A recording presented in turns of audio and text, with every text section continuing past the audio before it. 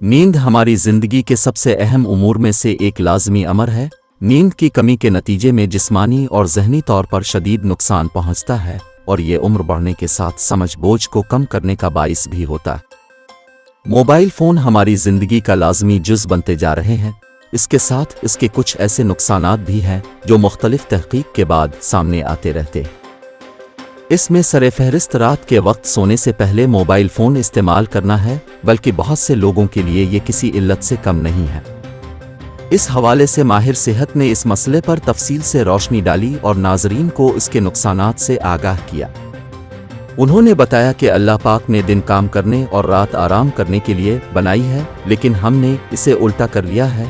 اگر ہم اپنی نیند پوری نہیں کرتے تو اس سے ہمارے ہارمونز بے ترتیب ہو جاتے ہیں جو بہت سی پیچیدگیوں کا باعث بنتے ہیں۔ ڈاکٹر عظمیٰ حمید کا کہنا تھا کہ ہر انسان کے لیے 7 سے 8 گھنٹے کی رات کی نیند بے حد ضروری ہے تاکہ ہم اگلے پورے دن توانا اور چاق و چوبند رہیں۔